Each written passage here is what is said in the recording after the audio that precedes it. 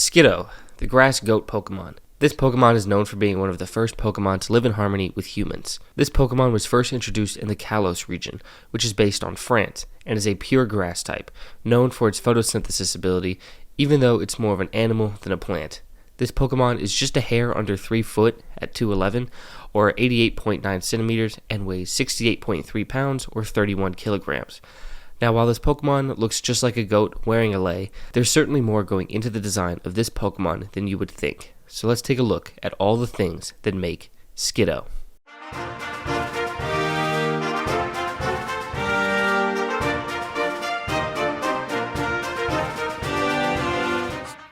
Now, when it comes to Skiddo and this whole line, obviously the biggest inspiration is goats. Skiddo specifically getting its name from a goat, a baby goat to be specific, or a younger goat, a kid, hence the kid in Skiddo. And kiddo in general just being a term for someone of a younger age, like this younger goat in its evolutionary line. Kind of like these little guys, if I could flip this around, like these little guys down here. Here we go. Those are our kids right there, baby. Now, the exact goat that Skiddo and its whole line is based on is not one that I have present. Although I would say the horns on these goats here do resemble that of Skiddo's. The goats that Skiddo and its line are more based off of is the barrel. I don't know if I'm pronouncing that right. This goat is said to be 115 to 165 centimeters, or about 45 to 65 inches. That's from the head to the body to the booty, with a tail of 10 to 20 centimeters, or 4 to 8 inches roughly. I'm sorry, I'm getting attacked. I can't see if the hi Nestor. You want to see this Pokemon next? With the tail and the full body, that brings the barrel to a full length of like 125 to 185 centimeters, or about 49 to 73 inches. Now, the standing height of a barrel is 69 centimeters to 91 centimeters, or about 27 to 36 inches. But that is just to the shoulders, which seems to be how these animals are officially measured.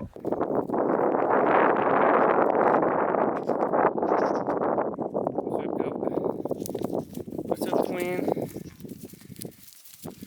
Here we go.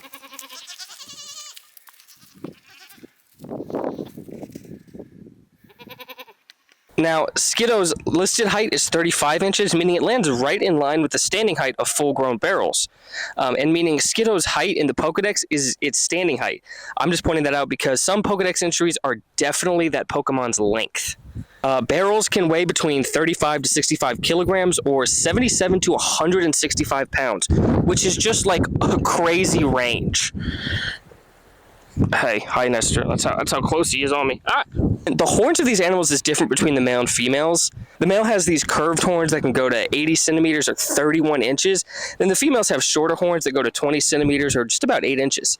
And Skiddo specifically, they all seem to have the horns closer to that of the female barrels. The barrel is native to Asia, specifically parts of China, India, Pakistan, Nepal, Bhutan, and Myanmar. So Skiddo's home region's real-world counterpart of France, these guys must have migrated from the Silk Road, if I had to guess. But that's it for the real-world goat side of Skiddo.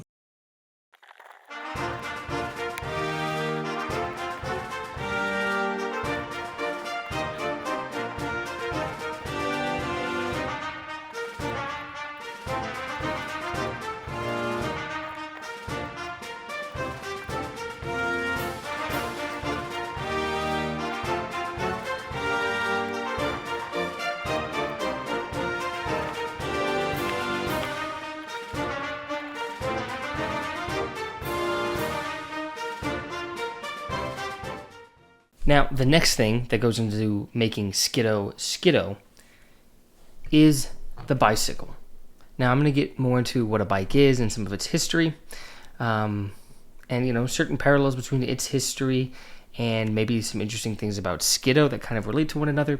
But firstly, I just want to address why a bike is an inspiration for Skiddo, why it's listed as such. This is all according to Bulbapedia, where these draw from. But it's not hard to see where the bike inspiration comes into play in Skiddo. Visually, the very first thing is the horns on Skiddo are very much kind of like straight line, like handlebars you would use on a bike, with Skiddo's horns looking specifically like rise bar handles. And then the next thing is some of the Pokedex entries. Well, one in particular. In Pokemon Scarlet, Skiddo's Pokedex entry reads, "Until recently, people living in the mountains would ride on the back of these Pokemon to traverse the mountain paths." Now, obviously, by itself, that could be anything. Like, you ride different animals to traverse, you ride other things to traverse. Why specifically the bike? It's just when you tie that in with the way the Pokemon looks visually, with the handlebar kind of horns it has, it definitely leans more towards the bike. So, getting into some of the history of the bicycle, the first one was called the Dandy Horse, or the Lauf Machine. It was invented by Carl Dreis in 1817 and then patented in 1818.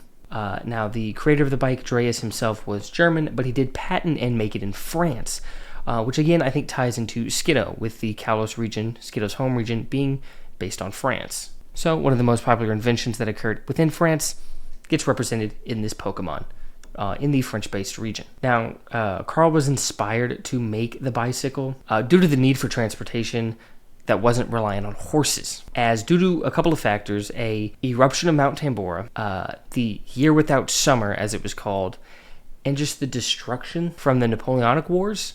There was widespread crop failure that resulted in the death of tens of thousands of horses. So, there's that. And I think, unfortunately, I think that does also tie into Skiddo in a way that I think... Now, the timeline wouldn't match up because they're saying that these Skiddos have been ridden for thousands of years. So timelines is not going to add up. But I think maybe something similar with this famine and the death of horses maybe happened in the Pokemon world. And when looking for transportation outside of the normal animals that they had at the time, they saw a Pokemon that could photosynthesize. It wasn't as reliant on crops like other animals were.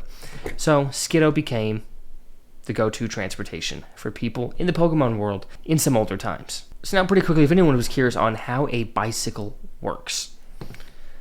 So the frame of the bicycle, let's get closer. Let's get a good look. So like the frame of a bicycle, it's supposed to divide the rider's weight between the front and the back wheel, helping disperse the weight so it's not weighed down where the rider sits. The spokes on the wheel, everything, these lines here, also help disperse the weight evenly across the wheel, helping the tire not be weighed down at one point. The gears linked, there's a covering here, but these gears linked by this chain help increase the force generated by the pedal or cranking.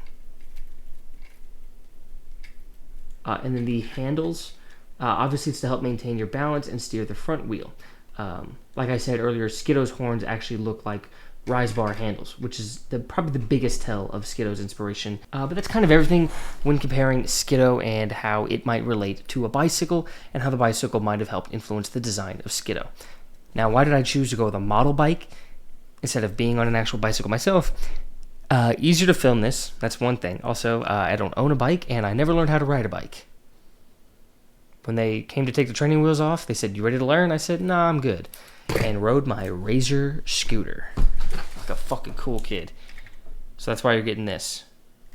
But I thought this was very interesting, and I like that, we're able to see and hear about maybe how older, previous generations of people within the Pokemon world interacted with Pokemon outside of the norm that we see in the gameplay side of just being a trainer. Seeing that, hey, older people before cars, before all these other inventions needed ways of transportation, they lean towards Pokemon, and they have Skiddo as the face of that right now. But on to its next inspiration.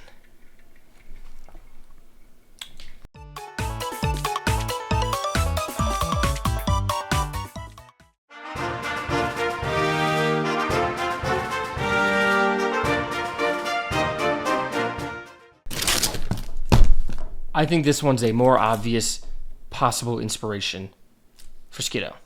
I mean, this is just a straw goat. Ladies and gentlemen, this is a Yule goat. I think maybe a lot of us have heard Yule in passing and not even registering it. Like, in Christmas songs, Yuletide, shit like that, we hear about Yule, but we don't know what it is, and we definitely don't know what the fuck this thing is. Like I said, guys, this is the Yule goat. So this is a Christmas decoration in Scandinavia and Northern Europe. It's typically made of straw and ribbon, and is usually found either on or under the Christmas tree. The size of this one either would have to be on like a huge, giant Christmas tree, or I think for a more typical household Christmas tree would be found under it. Now, towns will also erect ginormous versions of this goat in town. Giant thing made of straw, big bad wolves coming in town. A lot of people like to set them on fire as well. It becomes almost a tradition on their end to set it on fire, causing towns to have some kind of security around the goat, which then invites more creative ways to set them on fire. Okay, now for the Yule side of things, because this is where this originates from. Sorry, Yule is a winter celebration celebrated by more Germanic people that then got folded into Christmas as that region got Christianized. Although some people still to this day celebrate Yule by itself strictly without any Christmas tie-ins, connections with anything, just completely without Christmas. They still celebrate Yule as its own entity. It was mainly like a end of year celebrating the harvest type of celebration. And now the exact origins of how the Yule goat itself started, they're not quite known. There's a lot of running theories and possibilities of where this tradition came from that I'll try to list out for you. It could tie into Thor, who had his chariot pulled by two different goats. There's a belief that the last sheaf of grain bundled from a harvest has magical properties, and that would be used to make the Yule goat. Another thing was that Yule was also to celebrate the god of harvest, Divak, who was represented by a white goat. So maybe they take that last grain of the harvest with the special magical properties and make a goat or even figure of him in his honor. Possibility. But whatever the origins of the Yule goat, the tradition and this symbol of December, winter harvests, winter celebrations, Christmas celebrations, it still survives to this day. And it could have even played a part in helping inspire the Pokemon Skiddo.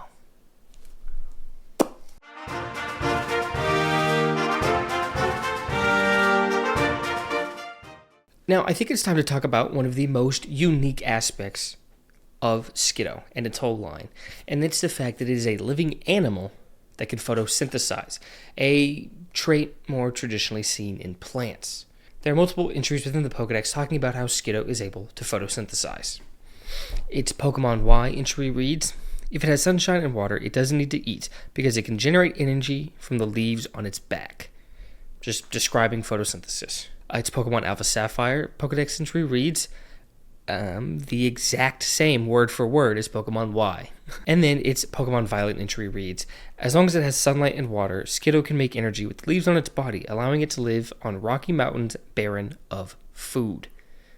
And we also already kind of talked about this earlier with why Skiddo might be based on a bike, comparing to how horses, due to a famine, were not around as much, causing the creation of the bicycle, and how maybe Skiddo was seen as a similar replacement in the Pokemon history. Let me check. Is there an ability called photosynthesize? And does Skiddo have it? Wait a minute. And I was just double checking this, and yeah, so there is an ability in Pokemon called photosynthesis that Skiddo doesn't have. Interestingly enough, the defining trait I think of this Pokemon is its ability to photosynthesize. Doesn't have the ability with the same name. It looks like it's just Paradox Pokemon that have it right now. Maybe down the line it can get it. It just, continuity-wise, it just makes sense for it to have it. But anyways, what exactly is photosynthesis? Why is this so unique for Skiddo to be able to do as an animal? So photosynthesis is this process typically found within plants as well as algae and I don't think I'm going to say this right. Cyanobacteria. Probably mispronouncing that, but for most things in life that we are all familiar with, it's going to be plants photosynthesizing. This is where these organisms convert light, usually sunlight, into food in a sense. Just energy that's able to fuel the organism's metabolism. Now, I believe there's more than one kind of photosynthesis. But for the sake of this video, because I think it's the one I was taught in school, or at least taught most about, and I think maybe what people think of when they first think of photosynthesis and the type of things they think photosynthesize do this kind, and it is the type of photosynthesis that leaves oxygen as a byproduct. Mostly because, hey, that's pretty important to us. So in plant cells, you'll find these things called chloroplasts that contain chlorophyll. Now this is important because this is the substance that is responsible for capturing light energy. The engine that gets the whole process of photosynthesis going. Because when you take that light energy combined with carbon dioxide and with water, this allows the plant to photosynthesize, turning those products into glucose, the sugar that the plant uses for fuel. And it then releases oxygen as a byproduct, allowing the Earth to have its atmosphere and for us to be able to have something to breathe. Something pretty important to us, being able to be alive. Now, I figured it'd be fun to do a little experiment I found online for kids about how photosynthesis works, or a way to showcase it working. We're going to take these 2 cups of water. We're going to put leaves in each cup. We're going to put a little rock in here to submerge them in the water, it said. Make sure. I missed. I fired, and I missed. Okay, come on. Hold it down. Okay, there it goes. I'm going to put this cup here right under the windowsill here. Hopefully I have enough sunlight left in the day for this experiment to work. I'm going to put this one in the closet over here, completely barren of sunlight. And we're supposed to see one give off more bubbles than the other, showing the oxygen being released from the photosynthesis. One receiving the sunlight, one not, seeing the difference. So let's go ahead and do that real quick.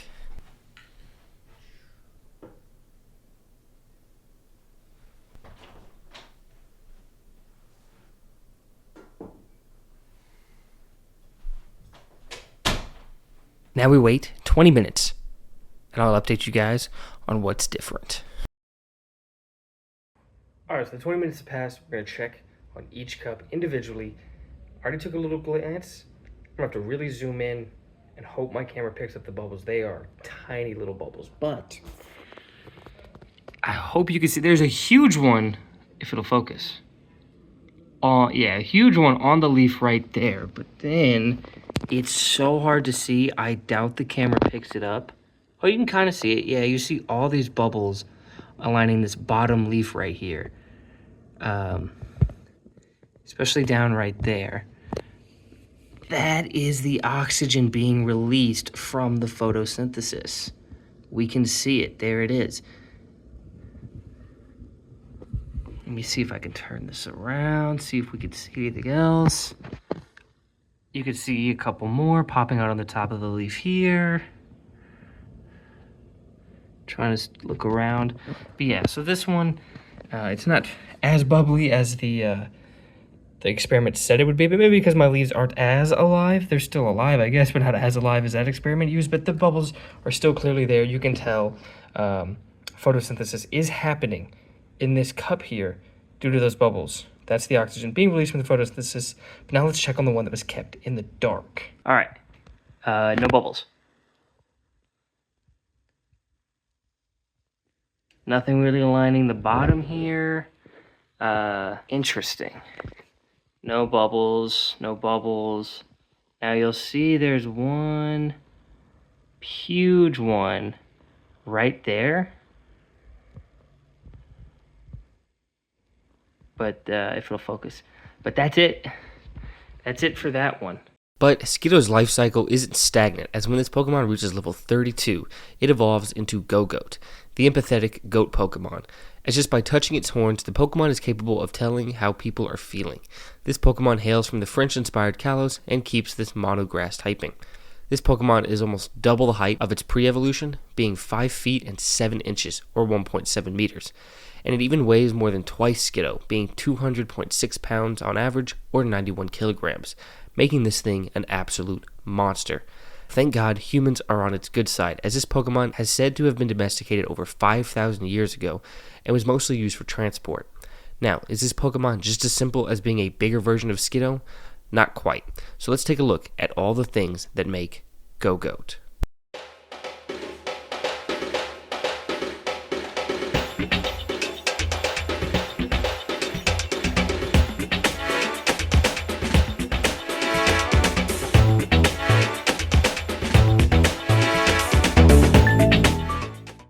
Okay, so for Gogoat, it is the same barrel inspiration for the goat, with some other layers of other goats mixed in as well, like the bilberry. Bilberry? The height is, I couldn't find any official height of bilberry. The only size that I could see given was its weight, with a full range from smaller females at 35 kilograms to the larger males at 75 kilograms, meaning it has a full range of 77 pounds to 165, which means Gogoat absolutely dwarfs these goats. Because Gogoat on average is 200 pounds, more than double some of the smaller female bilberry goats. Now, these goats are only found in southern Ireland, which is closer to France than the Asian regions that barrel are found in, but still not what Kalos is supposed to be. Now, I have no problem with the Pokemon region having its Pokemon come from inspirations outside of the region's real-world counterpart. I just wanted to point that out for you guys. Now, unfortunately, this animal, the bilberry, is close to extinction, where there was only 7 alive in 2000, with their numbers now have gone up to 28 as of 2016, which I know was 9 years ago. Hopefully, it's gotten better. And in 2000, the Bilberry Goat Heritage Trust was established to protect the species. I'll link to their trust website, where I believe you can donate to help or sign a petition. And then I also wanted to point out that I think the biggest link between bilberry and Gogoat is its horns. Obviously looking the same, and I think the bilberry goat has some of, if not the biggest horns a goat can have, any goat species has. And then also, I kind of think the scruffier side of the bilberry does kind of resemble maybe the leaf foliage that Gogoat is supposed to have. But that's it for the bilberry. But then another species of goat worth noting in relation to Gogoat is that of an ibex, most notably because of the horns, which also look like Gogoats. Now, the ibex is a broader term with a lot of subspecies, like the Iberian ibex, but they also have subspecies, and the one I wanted to talk about is a subspecies of the Iberian ibex, the Pyrenean goat. Yeah, the Pyrenean. I think it's Pyrenean. I wanted to talk about is the Pyrenean ibex. Mostly just because that species is actually found in France, or I should say, unfortunately, was found in France, because it did go extinct in 2000. It did have a clone in 2003. They successfully cloned one, being one of the first animals to come back from extinction, technically. But unfortunately, that clone did die just a couple minutes after birth due to goat defects. I know that's kind of a downer, but since I had to learn that fact while making this video, so are you. The species did go extinct due to hunting. Unfortunately, that's always like one of the first causes we hear about extinction, one of the most avoidable ones on our part. But then also competition. Nestor, don't bite me. Competition with natural and invasive species of ungulates. I don't know if I said that right, but those are hooved animals. But yeah, the ibex that I'm talking about did used to be about 5 feet or 1.5 meters long, and it was about 30 inches or 75 centimeters tall at the shoulder. I just got pushed by the fucking donkey, not intentionally. The Pyrenean ibex weighed about 130 to 150 pounds, or about 60 to 69 kilograms. So Gogoat was honestly a lot bigger than these goats. Now, that is it for all of the goat counterparts in the real world that Gogoat is inspired by. The barrel, the bilberry goat, and then the ibex. This is what I've been dealing with. Hold on. This is what I've been dealing with. Like, he's pressing, I can't even see. I'm sorry for the poor camera work. I'm one man. Support the video. Maybe I could get someone to help me out with these videos as a result. But I'm trying to, read my text. Hopefully I didn't press anything. I'm trying to, read what I wrote, get good camera work, and get pushed around by a donkey. I'm, squatting. He's trying to crush me. But yeah, if you could support the video, it would mean a lot. Like, commenting, and subscribing is obviously the biggest thing you could do. But then also becoming a member to see more of these real world Pokemon inspiration videos. I would be able to go out, travel more, maybe get a cameraman to help with the camera work, not get pushed around by a donkey while I do it. Also, if you want to see a specific donkey Pokemon be covered, please let me know. We'll do that in a heartbeat. But yeah, anyways, back to more of the inspirations. Just quickly throwing this in at the end of the goat segment here, just to cover my bases. The horns, specifically of Gogoat, may also be inspired by different antelopes or gazelle kind of horns. Here's some pictures give an idea of maybe what those horns, which horns specifically from these antelopes and gazelles that could have inspired Gogoat. I don't think this one's that true. I mean, there's definitely horns out there that look very much like Gogoats, but I think the horn design comes more from something else that we'll talk about in a minute.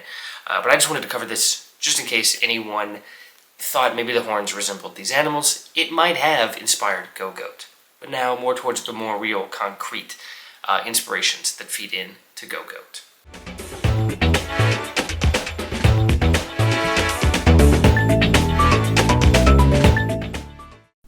Well, if Skiddo's based on a bicycle, it should come as no surprise that for Gogoat, you take that one step further and make it based off a motorcycle.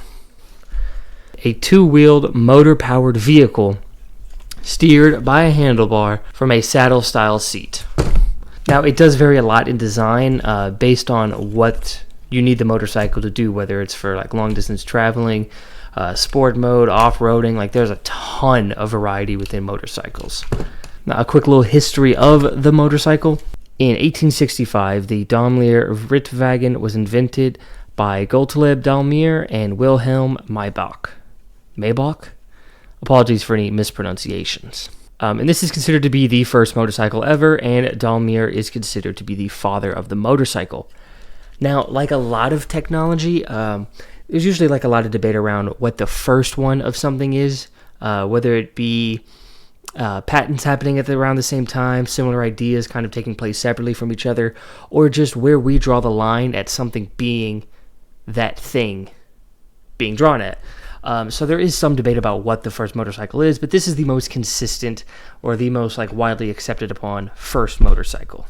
And just from eye testing it, from my opinion, it looks like it's the first motorcycle to me. Now, my opinion carries no weight, so take that as you will. Then in 1894, the Heidelbrand and Wolfmuller came out, and that was the first production motorcycle, meaning they made multiple of these and was able to sell them out at a more regular rate.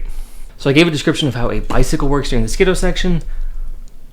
I'll attempt to do that for the motorcycle as well. But once again, if you're looking for a more in-depth explanation of this, I do urge you to look elsewhere. This is going to be a very basic, from what I could find and from what I can understand, which we're not building on a big base of knowledge over here. So here's a very bare bones explanation of how a motorcycle works. Now there's an internal combustion engine somewhere in here. It's a motorcycle engine like those we find in cars. This uses controlled explosions of a fuel-air mixture to generate power. A piston moves up and down inside a cylinder driven by the expanding gases from the combustion. The piston's up and down motion is converted to rotational motion by a crankshaft somewhere in here. Valves control the intake of fuel and air and the exhaust of combustion gases. And then there's a spark plug. A spark plug ignites the fuel-air mixture at the right time to cause all that to be going on. That is the kind of engine and power generation component of a motorcycle. Next is kind of the transmission, the power transfer that actually allows it to move more. Firstly, the clutch. This allows the rider to engage and disengage the engine from the wheels, providing control over the power transfer. You don't want it all at once to just fucking zoom you on by. Gearbox or the transmission. This allows the rider to select different gear ratios to optimize speed and acceleration. Again, you don't want all of the power at once because that would be not good. The power is then transmitted to the rear wheel via a kind of chain, shaft, or a belt, depending on the motorcycle type. And then the the easier part to understand, maybe the riding and the controls of it. The handlebars, these are used to steer the motorcycle. Predictably. And again, the handlebars, like Skiddo with the bicycle, the handlebars do kind of give away that maybe the Gogoat is based on a motorcycle, as Gogoat's horns kind of resemble that of a beach bar handle. So take that as you will. The throttle controls the amount of fuel delivered to the engine, thus controlling the speed. Brakes are used to slow down or stop the motorcycle, just like a bicycle, or just like kind of pretty widespread concept of brakes, applying it a little bit of force to slow things down. The clutch lever located on the left handlebar. This allows the rider to disengage the engine from the wheels. The gear shifter located on the left foot peg, which is down here. I don't know if it's really showing up in this model or not, but around here is where the foot peg is. So around, if it'll focus. Come on, camera, you got it. Why did you unfocus? The gear shift located on the left foot peg allows the rider to change gears. And these foot pegs, these provide a place for the rider to kind of place their feet, help them balance, steer, and control the motorcycle. That's kind of everything for the motorcycle. And, mainly just the handlebar aspect, but also, the riding aspect, kind of all going into maybe helping influence the design of Gogoat. Is it is it a one for one of a motorcycle? Obviously not. Like the motorcycle is the handles and the riding aspect. That's really it. Kind of anything else aesthetically from it doesn't really come into play. But I still wanted to mention it for the design of Gogoat. But on to the next thing that maybe helped make this great Pokemon.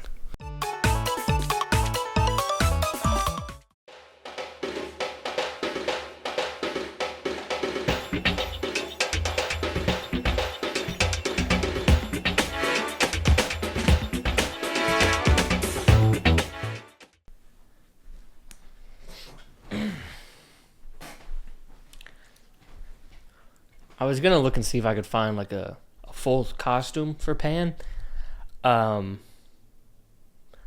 Couldn't either. I could find the legs by themselves as well, like goat leggings. Expensive as hell. So we're just horns here, baby. No goat bottom half, unfortunately. So before I get into the why of Pan being an influence for Gogoat, let me just say who this is. Pan is a satyr that is the god of the wild, shepherd, flocks, rustic music, fields, groves, and fertility, a bunch of things. And there's a lot of different kind of like magical goats. I think Pan, I'm just going to go with him specifically, but use him as a representation for maybe all of these move on the side. Whoa. But let's just use Pan as a representation of all of them. If it's not Pan specifically, it's something adjacent to him. But I think Pan may be one of the more famous ones, so we're going to go with him. Now, obviously being a god that's half goat, it makes it somewhat obvious as to how potentially Pan might be an influence into Gogoat as a Pokemon. But there is one thing that I think is why a magical goat god might be something considered when trying to decide what went into the creation of Gogoat. And for that, ladies and gentlemen, we're diving back into Pokedex entries.